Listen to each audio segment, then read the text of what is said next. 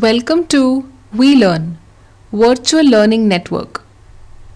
Today we'll study about political arguments and conceptual analysis. Let's see what's it. So, the prime objective of this unit is to understand the nature of political arguments and the purpose of conceptual analysis in political theory. We require political arguments and conceptual analysis as building blocks of theorizing. Whenever we present anything or whenever we present any theoretical concept, there we need some arguments and different viewpoints to present the topic in a proper manner. Political arguments and conceptual analysis are dialectically related. It means they are interrelated. We form or create concepts on the basis of arguments on the one hand, and on the other we base our arguments on concepts. So, concepts are formed based upon the arguments and vice versa. Nature of arguments in the classical tradition. By and large, the classical tradition has been concerned with the nature of good life, with the institutional arrangements that would be necessary for human beings to flourish, for their needs to be met or their rational capacities realized.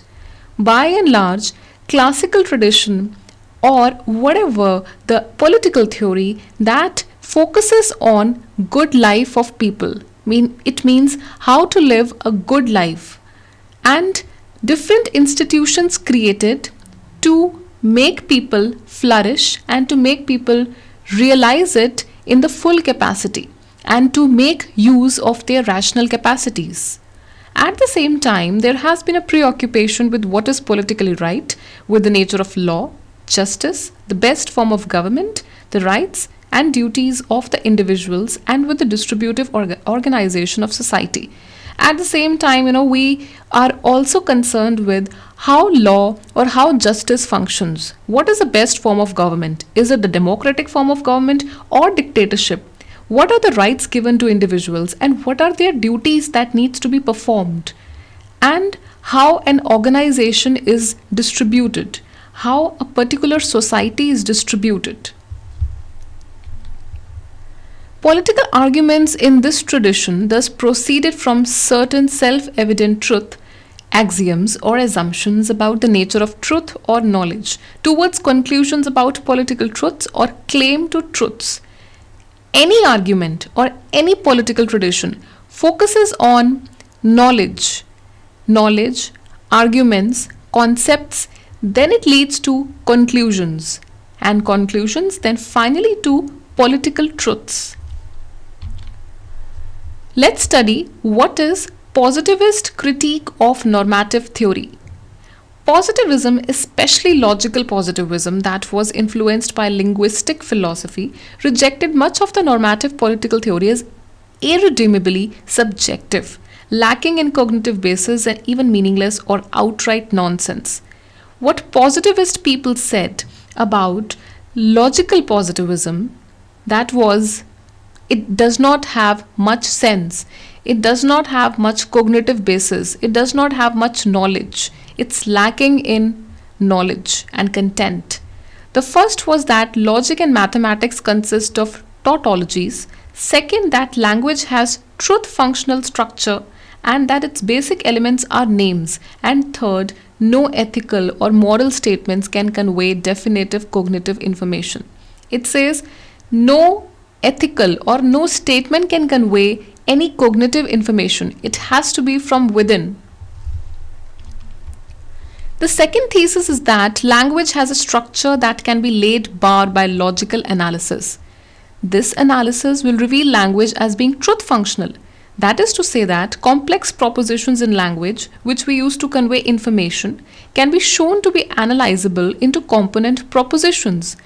The theory says that language has a structure that can be laid bare by logical analysis. It means it can be logically analyzed. But they say that complex propositions, whatever the complex propositions are there, that can be shown to be analyzable. It is very difficult to analyze the complex propositions because it it makes the work again more powerful, and it makes the work difficult for the people to analyze information or to objectify information. Consequently, if meaningful uses of language have to turn upon the fact that names refer directly to objects, then this has clear consequences for moral and political thinking. Next, the final thesis draws this above conclusion. Moral and evaluative languages generally do not admit of this truth functional analysis, and moral objects cannot be spoken about in a cognitively meaningful manner.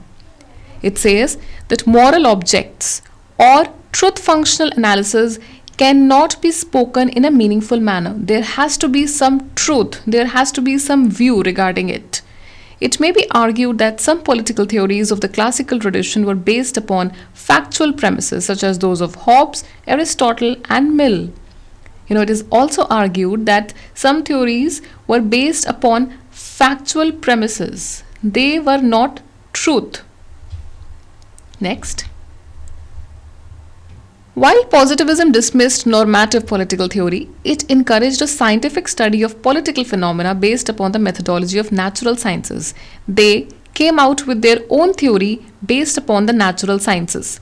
Political arguments in this tradition rejected a priori reasoning about human beings and society and were based on factual and statistical inquiries.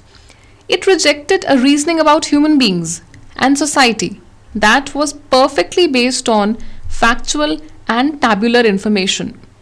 The truth claim of the arguments could be vindicated if it either met the verification principle or Popper's falsification principle. Behavioralists among the positivists followed the falsification principle, but they were against the falsification principle, means false principles should not be followed, whether given by anyone. Decline of positivism and interpretive theory as an alternative. If all meaningful statements are on the principle of verifiability, either tautologies or empirically verifiable, what of the formulation of the verification principle itself? If all meaningful statements are verifiable or based upon the principle of empirically verifiable, then what is the formulation of verification principle itself? What is the definition or what is the meaning of verification principle? Positivism had no satisfactory answer to this, and it appeared that the very criterion for judging between sense and nonsense in statements began to appear nonsensical itself. To all these statements and to all these questions, positivism had no answer. They criticize empiricism for its assumption that there is a political reality that exists and that in principle can be discovered independently of the language of that polity, and for downplaying internal connection between social or political life on the one hand and the language that's embedded in it on the other. They also criticize empiricism for its assumption that political reality only exists independently of the language or of any polity, and there is no internal connection between social or political life. But on the other hand, language is embedded in each other. Language is embedded in our daily interactions, whatever we communicate. Next, when language is constitutive of reality, then the explanation of political life must go beyond empirically observable behavior and subjective attitudes. Language, when it is considered as a part of reality, then we should take it on our day-to-day interaction. It should be the part of political life. It should not just be empirically observable behavior. It should not be just subjective. It has to be objective. It has to be outside. Next, normative turn in political theory. This decline in a large measure was due to the infirmity of the verification principle itself, which we noted above. Along with this, a conducive climate for revival of normative political theory was created by the deep moral crisis that the Western civilization was facing. The Western civilization was facing a deep moral instability.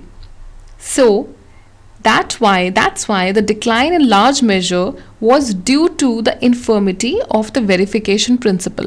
A conducive climate was created for normative political theory, and it was revived when they saw that the Western civilization was not coming in a big way. Next, the first answer is that we work out a set of values or standards of morality which is universal, transcultural, and intersubjectively valid. These standards of morality can be called the foundations, which are uncontaminated by specific cultures, circumstances, and particular histories. The answer to these problems can be we can find out or we can work out our own set of values or standards of morality, which we can make it universal and which can be applied to different cultures and situations. The second answer is provided by the post-foundationalists such as communitarians. There are several post-foundationalist theories, but we take here only the communitarians for explication of the nature of political argument involved.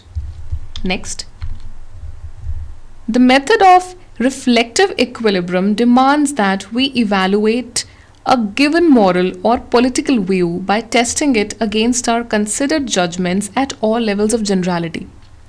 Reflective equilibrium means we should reflect that where our balance lies or where our equilibrium lies. It demands that we evaluate a given moral or political view by testing it against considered judgments.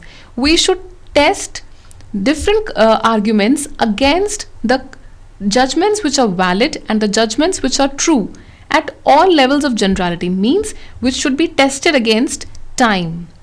Next, reflective equilibrium is a coherent account of the validity of normative claims. It's different from foundationalism in that it does not demand that we proceed from indubitable first principles and derive conclusions via a deductive argument from them alone. It does not just say that we derive conclusions from the principles or whatever the theory says. It means that we should reflect on the equilibrium and we should have equilibrium which considers which is a part of the coherent account of the normative claims. Next, let's have a conceptual analysis. There are three versions of conceptual analysis. The first version has the purpose to find as unambiguous a core meaning as possible, one which allows the best possible scientific statements, hypothesis information, and reproducible empirical analysis. There are three versions of conceptual analysis. First can be scientific statements, second hypothesis formation, and next empirical analysis. Now let's consider what positivist approach says. As noted earlier, philosophers who followed the influential movement called logical positivism saw only two meaningful types of inquiry: empirical investigations into matters of fact and conceptual discussions of the meanings and uses of terms. Since philosophy was not an empirical, fact-finding discipline, it was assigned the role of conceptual analysis. Since philosophy was not empirical, but conceptual, the way of finding a concept or making the concept work, this kind of work was given to philosophy. This is what the positivist approach said. Into matters of investigations or discussions, the meanings of the terms were found out, and philosophy was given another discipline. Philosophy was given one more color or one more way of finding out its own role. Next. Now it says the conceptual analysis of the interpretive approach. The purpose of conceptual analysis is just not to reveal the necessary and sufficient condition or definition of the concept or lay bare its internal structure, but to creatively produce new ways of understanding them. Interpretive approach does not just say that sufficient condition or sufficient information of any concept is there, but it has to also creatively produce new ways of doing things or new ways of finding out solutions to different problems or to different approaches. Connolly has argued that political concepts such as freedom, power are essentially contestable. What is freedom for me can be different for you. So freedom has different definitions for different people. What is power for me can have different definitions for you. Power again also has different definitions for different people. Somebody says power is money. Somebody says power is when you are in complete control of yourself.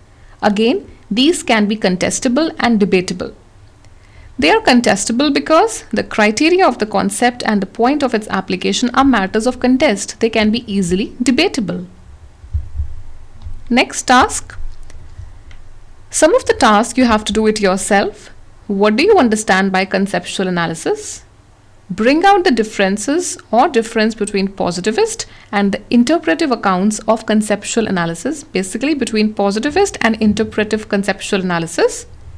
Next question. What are the differences between the nature of arguments in foundational and post-foundational theories? What is the difference? What were the nature of arguments found in foundational theory and post-foundational theory? So, the differences between whatever people have said on their own, whatever their arguments or whatever their viewpoints were. So, these tasks you have to do it by yourself. Thank you. Happy learning, we learning.